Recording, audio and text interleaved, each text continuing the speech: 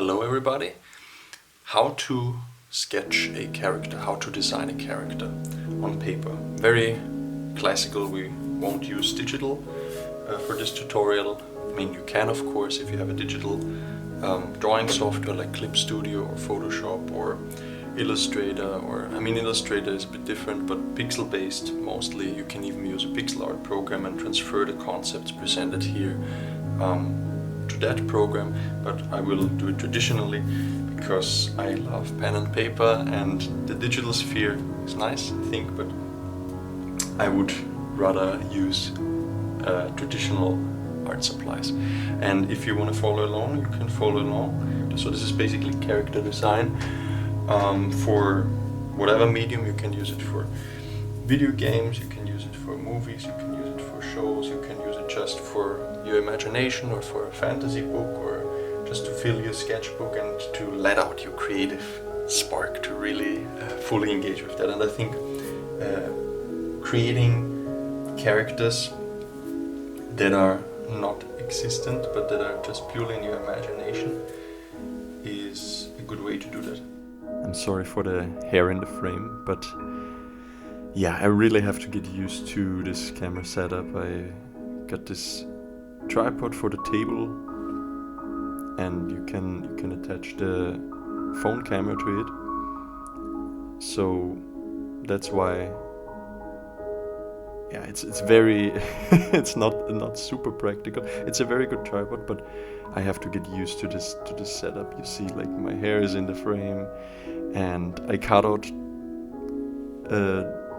a lot of shots before, and I tried out a few test runs, with this setup, but I kind of always habitually lean forward, because I have to focus on the drawing, and when I get into this flow, and here I'm sketching pretty quickly, and so this is real time all, but it's just rather quickly sketched out, because I feel like if I'm slowing down too much, especially with this more conceptual look, this character design, or if it's some landscape or some product or whatever it is, you can design all kinds of things. You can design an environment, a landscape, a set design for a movie, or make storyboards and whatnot.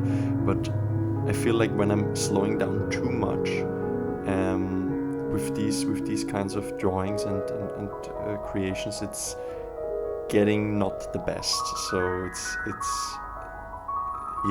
for me, it's this consistency in speed also that makes it, that puts me into this flow state. And when I'm getting into the flow state, I usually tend to hunch over a lot.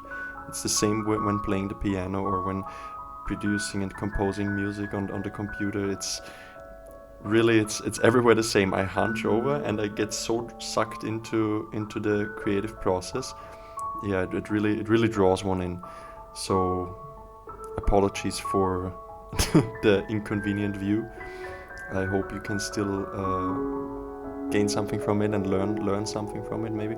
So if we were to talk about some basic principles that I apply here for character design, it's all very subconscious and very intuitive, of course, but if you want to do it in a more conscious, in a more specifically learning experiential way, then you can first and foremost look out for the most basic thing for designing things like that, for designing a character like this, is what is the basic shape. So the basic shapes here you can see is, of course, the spherical element, the two spheres, like his head, then his body of this robot, the character. I don't have a name. If you have a name, please comment in the section below. I would love to know what this character's names and personality would be like. But yeah, I'm going on a tangent again. So the basic shapes, two spheres, spherical shape, the foundation for this whole drawing. The eyes also not spherical, but more this egg-shaped, bit bulging out. I imagined the iris being this almost ring light, neo ring light, element attached outside on the surface. And then around his neck is a flattened pipe that travels down in this spiral motion. Just I don't know what it's for. It's just because I felt this is the right element to add. And yeah, I kind of liked it a lot to have these rods and mechanical parts connecting with each other, and then some wire twirling around it, or some pipe or other structure like that. In nature, you can also see that a lot with, for instance, very basic tree. When you look at a tree and some veins are growing around it, they twirl around. Usually, the motion is not. It's not the motion. Usually, the way it arranges itself, the way the nature arranges itself, is not static. It's not monotonously or very linear. That's the word, linear. But it's more in this twirly, wavy motions. So when you look at a tree with its leaves and branches and roots especially, they all go in all kinds of directions, but they have a natural flow to them. And the same you can see with the motion of birds in the sky, when they flap their wings. It's not linear. It's not just up and down, but it has a more organic, wavy flow to it. Yeah, that's also another word I feel is very important if you want to draw intuitively, if you want to sketch something intuitively. It's what is the basic shape, and what is the flow of the whole image, what is the flow of the imagination that I have in my head. And the flow of this is of course more mechanical and more rigid, because it's not a human or not an animal or not nature, but it's a mechanical being. But still you can give it some kind of flow with the roundness of shapes, with the way things are connected. And of course you can improve upon that many times. Excuse me, that's the printer. I just have to turn off the printer. Very fitting, these mechanical sounds. So here you see I gave him a little tie, and these gripping arms, hands, what are they called? Grappling hook, I don't know, these, what you also have in the vending machines, where you throw in a coin and then you can move the arm a few times and try to grab a toy or grab some item at the bottom, but usually it doesn't work because they are made in a way that that it's dysfunctional from the get-go. Kind of thought about that when drawing the hands. And then on the back, these two half circular shapes attached to the sphere are the exit for his booster. So you could say it's his behind where the booster fire comes out, which I'm gonna draw later. Here I'm using alcohol markers. The primary sketch is made with ink pens, like I love to use so often. These are alcohol markers by Ohuhu, and then at the end I'm using additionally a few acrylic pens. These are these lovely they create these lovely colors that are very opaque if you use them on stones or plastic or materials like this, but some of them kind of overpromise. So the white, for instance, is not really it's not really opaque, but it's a little bit transparent. Almost like if you water down gouache. Gouache is very opaque, but if you water it down, it becomes more watercolory, more like aquarelle paint. And I feel like with the acrylic pens, it's not really depending on the way you draw. Sure, of course, if you go over it with the pen multiple times, then it's getting more opaque. If you let it dry, if you let the layer beneath dry, and you cannot really blend them. So that's the thing about acrylic pens. But it is highly dependent on the surface you draw upon. So if you draw on this piece of paper, for instance, you can with green colors and red and blue, they are usually from what I've seen very opaque, and you can really make them vivid and strong, while yellow and the more lighter colors of the color wheel are they kind of leave a little bit of room upwards. I feel like there's some lack in the opaqueness. But yeah, here coloring the tie.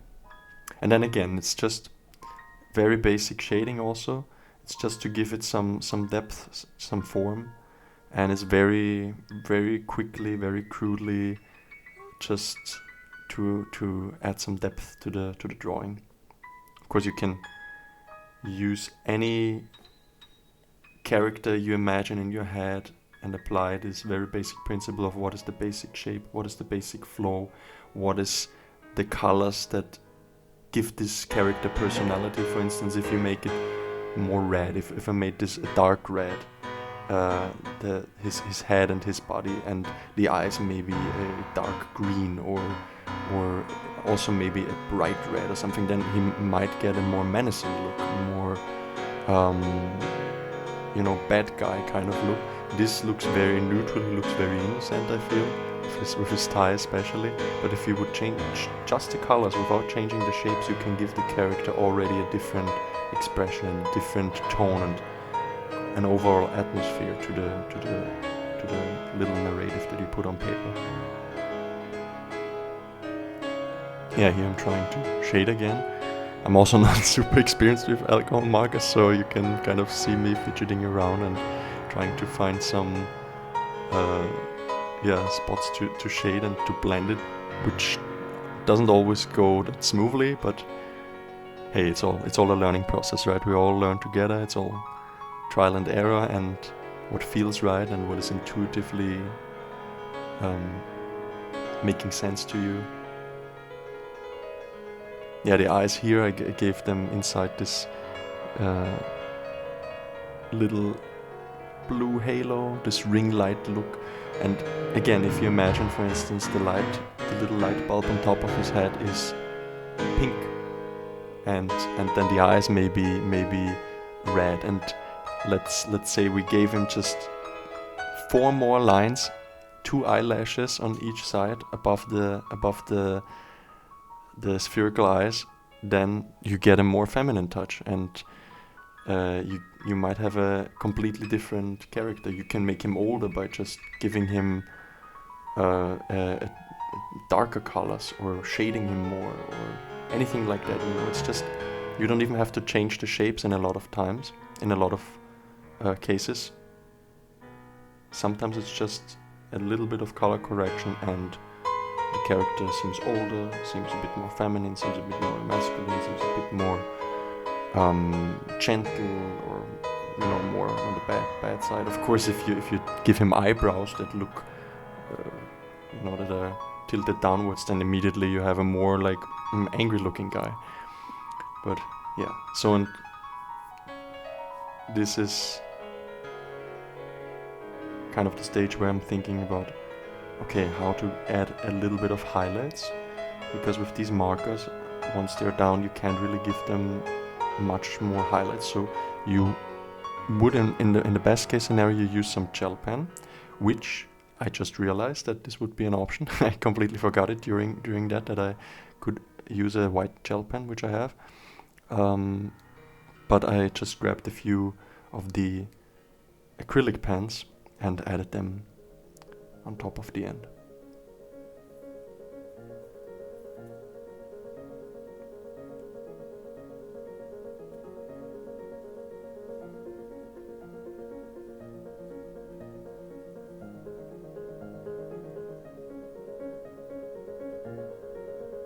Again, trying to blend with this empty blend stump that is part of the alcohol market.